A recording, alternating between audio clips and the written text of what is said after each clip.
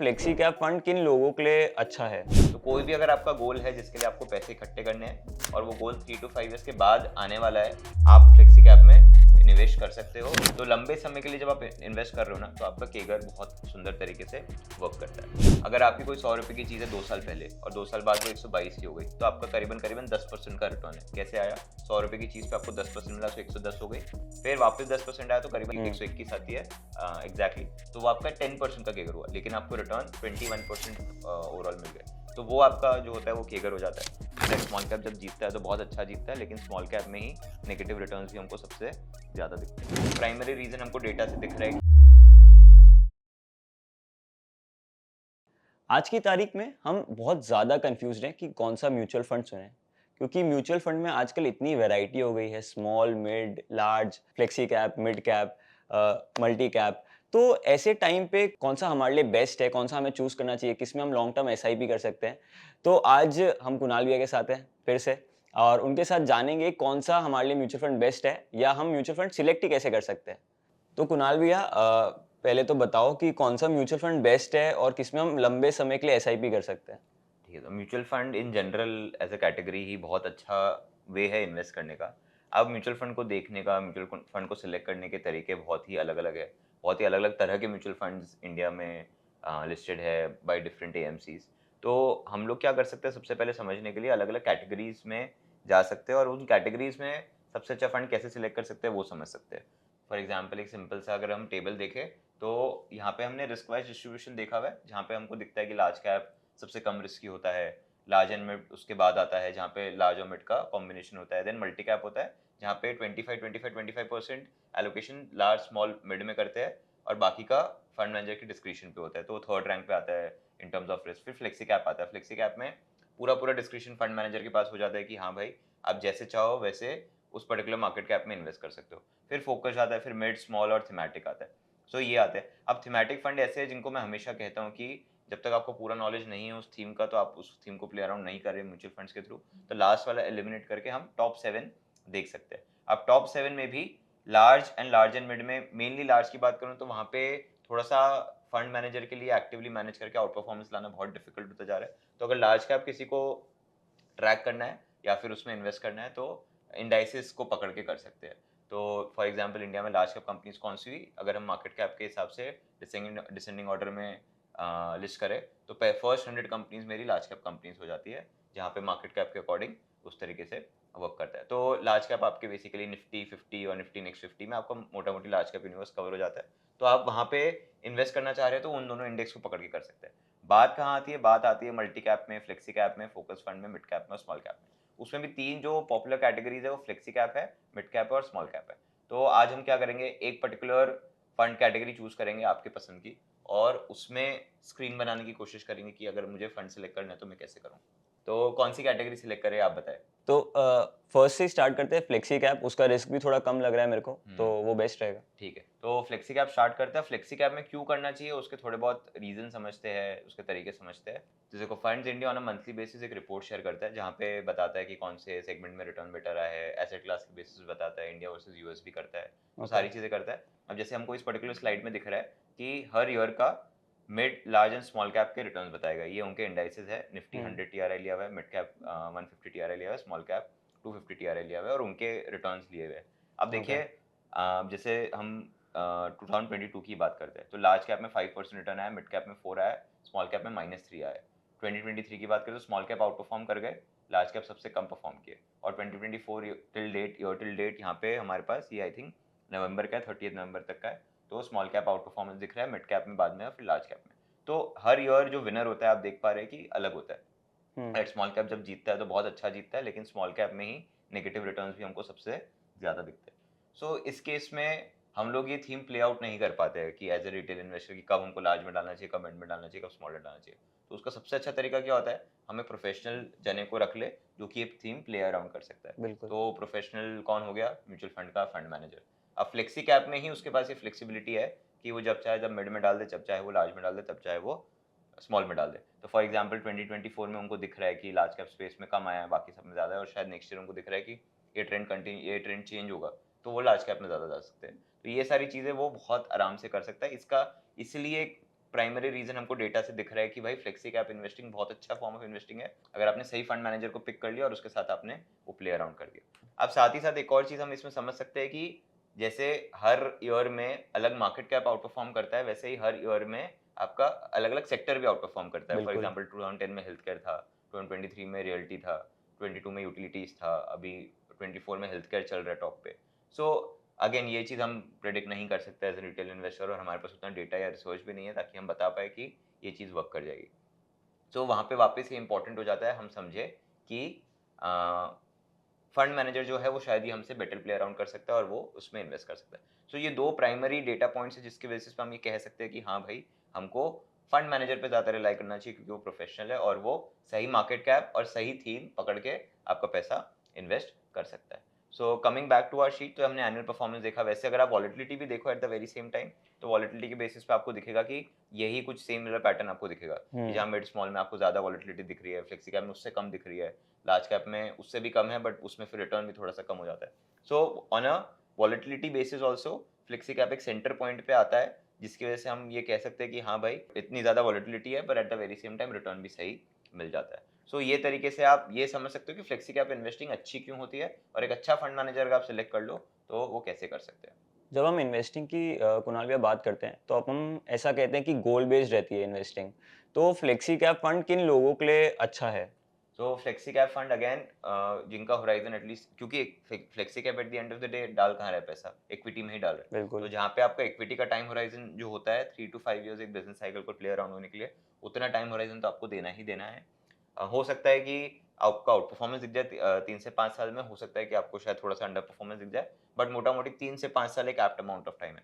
तो कोई भी अगर आपका गोल है जिसके लिए आपको पैसे इकट्ठे करने हैं और वो गोल 3 to 5 years के बाद आने वाला है, तो उस समय के लिए आप फ्लेक्सी कैप में निवेश कर सकते हो। अगर आपको कोई गोल है जो 1 से 2 साल में ही आपको मीट करना है, तो फ्लेक्सी कैप इन्वेस्टिंग शायद सही ना हो। ठीक है, तो ओके। ये चीज़ हमको उस तरीके से समझनी है। तो आज आप मुझे बता दो बेस्ट फ्लेक्सी कैप फंड्स कौन से हैं जिसमें मैं इन्वेस्ट कर सकता हूँ देखो फिर? बेस्ट तो हम वैसे डायरेक्टली नहीं कह सकते क्योंकि पास्ट रिटर्न्स की वजह से हम ये नहीं कह सकते कि आगे भी सेम ही रिटर्न्स आएंगे, but at the same time हम अच्छा स्क्रीनर बना सकते हैं जहाँ से हम ये चीज़ फिगर आउट कर सकते हैं। ओके। अब जैसे हमने स्टॉक्स के लिए काफ़ी बार स्क्रीनर.इन यूज़ किया और स्क्रीनर बनाया, वैसे ही म्यूचुअल फंड के लिए हम टिकट टेप यूज़ कर सकते हैं और एक अच्छा स्क्रीनर बनाने की कोशिश कर सकते हैं। आई एम वेरी श्योर आपको ये वीडियो पसंद आ रही है, और अगर आप ईटीएफ और म्यूचुअल फंड इन्वेस्टिंग के बारे में और जानना और सीखना चाहते हैं तो हमारे पास आपके लिए एक बहुत ही अच्छी खबर है। अच्छी खबर ये है कि हमने गजेंद्र कोठारी सर के साथ म्यूचुअल फंड इन्वेस्टिंग पे एक फ्री कोर्स बनाया है जहाँ पे म्यूचुअल फंड के बेसिक्स, म्यूचुअल फंड की टर्मिनोलॉजीज, म्यूचुअल फंड्स कैसे और कब सेलेक्ट करें, कौन से म्यूचुअल फंड में इन्वेस्ट करें, कैसे म्यूचुअल फंड्स की थीम्स को सिलेक्ट करें, उन सभी चीज़ों को कवर किया है। And at the very same time हमें लगता था कि गजेंद्र कोठारी सर के साथ ये कोर्स बनाना सबसे ज़्यादा करेक्ट ऑप्शन था क्योंकि उन्होंने खुद ने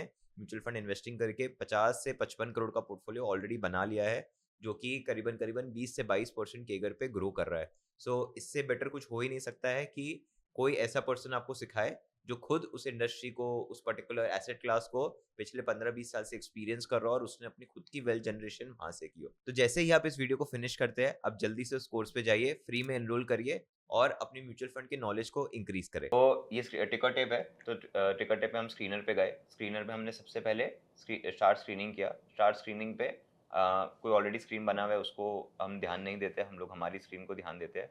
फॉर एग्जाम्पल सबसे पहले हमको कहाँ जाना है, हमको इक्विटी साइड में जाना है। तो इक्विटी में सारी स्कीम्स नीचे, अब देखो इक्विटी में भी आप ड्रॉप डाउन में जाओगे तो आपको दिखेगा there are 23 different types of schemes.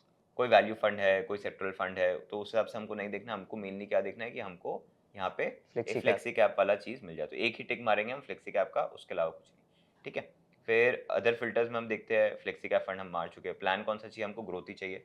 ठीक है, हमको डिविडेंड रीइन्वेस्टमेंट ये सब चीज़ें नहीं देखनी है। एयूएम में आप कर सकते हो कि आप 3000 एंड अबव के एयूएम पे ही रहो ताकि उसमें enough liquidity, enough traction already हो। तो 3000 का हम लोग यहाँ पे क्राइटेरिया बना देते हैं।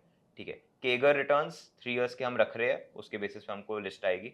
एक्सपेंस रेशियो हम लोग रख रहे हैं। ऐड फिल्टर में जाके हम लोग थोड़ी चीज़ें और ऐड करेंगे, जैसे कि हो गया हमारा 3 ईयर एनुअल रोलिंग रिटर्न। ये हमको प्रीमियम में मिलता है टिकर टेप के। So for our viewers we already doing it for you, तो आप हमारी एक्सेल शीट्स को यूज़ कर सकते हो उसके लिए। बट ये एनुअल रोलिंग रिटर्न एग्जैक्टली होता क्या है? ठीक है, very good question. I think ये बहुत लोगों को डाउट होगा।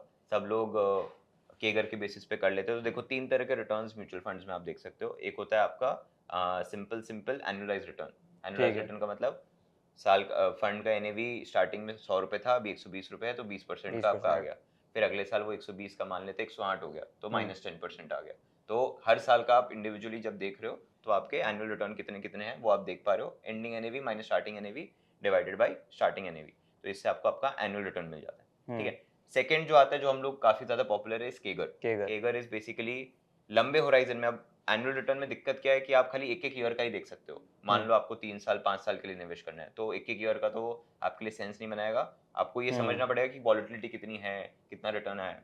तो आप केगर देख सकते हो। केगर में क्या होता है, आप 5 साल का मान लीजिए रिटर्न देख रहे हो, तो 5 साल पहले क्या एनएवी था, अभी क्या एनएवी है, तो on an average basis, compounded average basis, आप हर साल कितना बनाए हो। For okay. एग्जाम्पल, अगर आपकी कोई 100 रुपए की चीज है 2 साल पहले और 2 साल बाद वो 122 की हो गई, तो आपका करीबन करीबन 10% का रिटर्न है। कैसे आया, 100 रुपए की चीज पे आपको 10% मिला, तो 110 हो गई।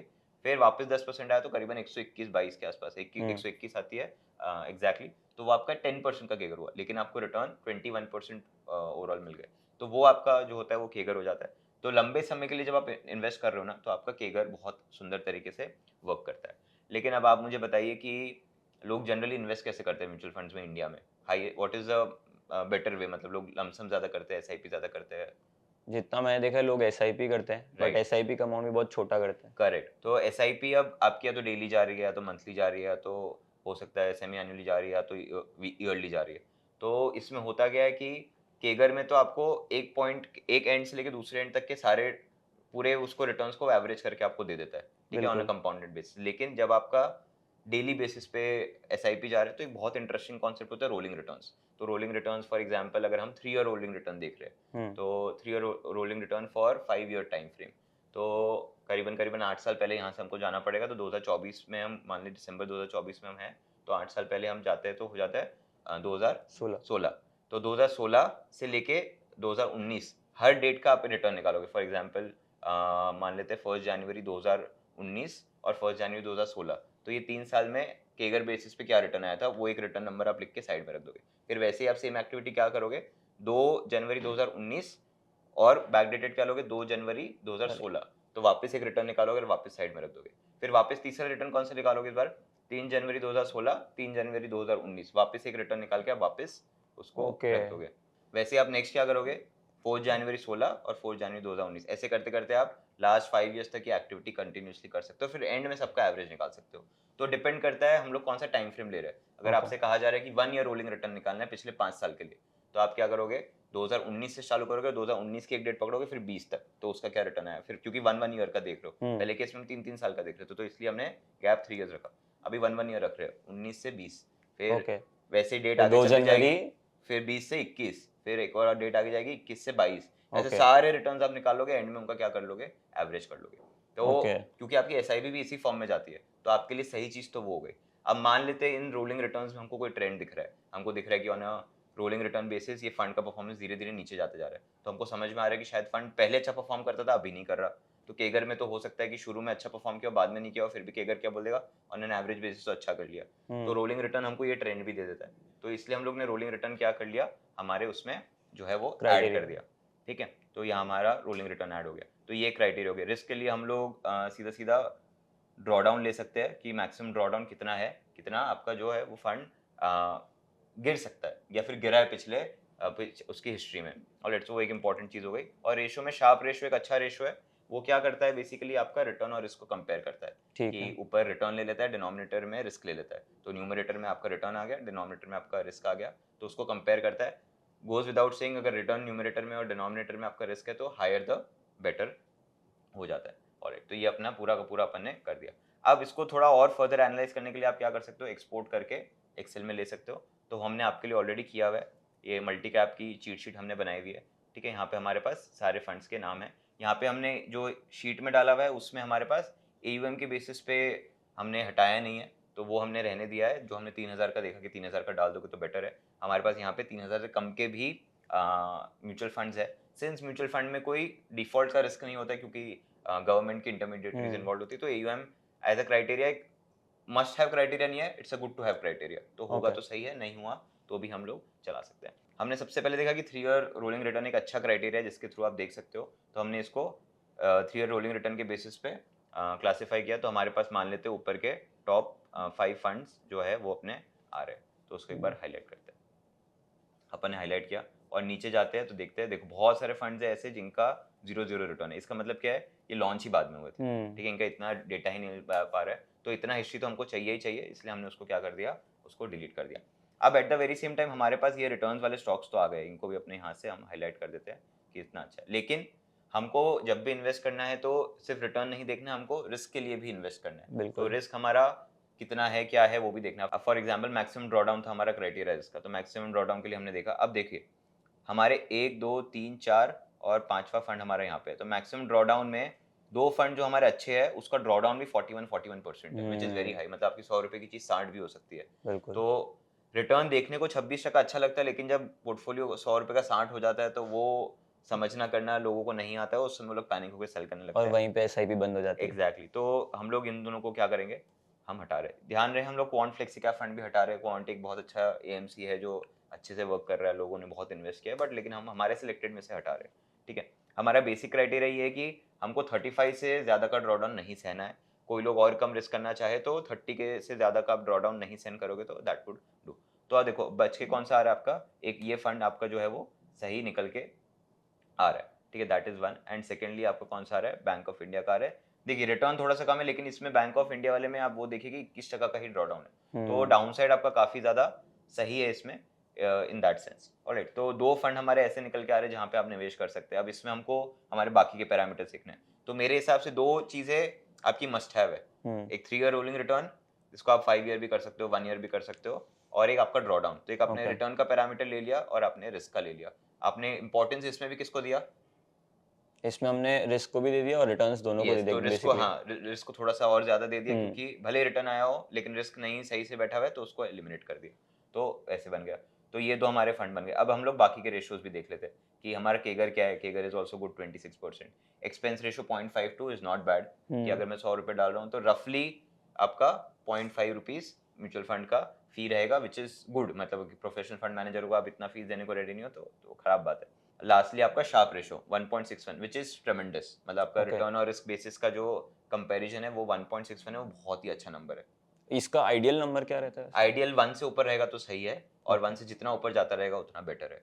तो आपका अगर 1.61 है तो बहुत ही अच्छा। अब देखते हैं दोनों में, शार्प रेशियो के पैरामीटर पे जेएम फ्लेक्सी कैप जीत रहा है, एंड एक्सपेंस रेशियो के पैरामीटर में 0.52 और 0.47 है, उसमें भले बैंक ऑफ इंडिया जीत रहा है। अब डिसीजन आपका है कि आप 0.05 रुपीज बचाने के लिए क्या बेटर फंड नहीं सिलेक्ट करोगे। आंसर वुड बी नो, आप बेटर फंड के लिए ही जाओगे। सो उस हिसाब से आप सारे फंड एलिमिनेट करके कहाँ लैंड करते हो, आप इस पर्टिकुलर फंड पे लैंड करते हो। अब बस इसमें एक पूरे प्रोसेस में ड्रॉबैक ये है कि हम लोग मान के चले कि जो रोलिंग रिटर्न्स आए हैं आगे भी कैरी फॉरवर्ड होंगे, बट पास्ट रिटर्न्स एकदम श्योरिटी नहीं देता है। बट फ्लेक्सी कैप में मेरे को रिटर्न्स पे रिलाई करना जरूरी है, क्योंकि ये सिर्फ मार्केट का रिटर्न नहीं है, ये फंड मैनेजर का भी रिटर्न है, क्योंकि उसने बिल्कुल। फंड्स ऐसी जगह पार्क किए जहाँ पे उसको दिख रहा था कि रिटर्न है, तो डिस्क्रिप्शन बहुत ज्यादा था उसके पास, तो उसने उस तरीके से उसको इन्वेस्ट किया। तो इस तरीके से हम बहुत ही सिंपल वे में एक अच्छा स्क्रीनर बना सकते हैं म्यूचुअल फंड का, और अलग अलग कैटेगरी में हम चूज कर सकते हैं। अब मैं ऑडियंस से कह सकता हूँ बहुत इजीली कि आप यही सेम एक्टिविटी मिड कैप में भी कर सकते हो, स्मॉल कैप में भी कर सकते हो, मल्टी कैप में भी कर सकते हो, या फिर कोई और कैटेगरी में करना है तो उसमें भी कर सकते हो। लार्ज कैप में आप ये ना करें, क्योंकि लार्ज कैप में मेरा मानना है कि इंडाइसिस को बीट करना काफ़ी डिफिकल्ट हो गया, क्योंकि वहाँ पे बहुत सारी इन्फॉर्मेशन तुरंत प्राइस हो जाती है। तो ऐसा कुछ है नहीं कि कोई एज रहा है या फिर कोई ऐसा तरीका रहा है जहाँ से आप एक रिलायंस में ज़्यादा इन्वेस्ट करके एक्स्ट्रा रिटर्न बना सकते हो। तो वहाँ पे इतना ज़्यादा आपको नहीं मिलेगा out performance, but yes small mid flexi cap में इन सब में मिलेगा, तो वहाँ पे स्क्रीनर बनाना बहुत ज़रूरी हो जाता है।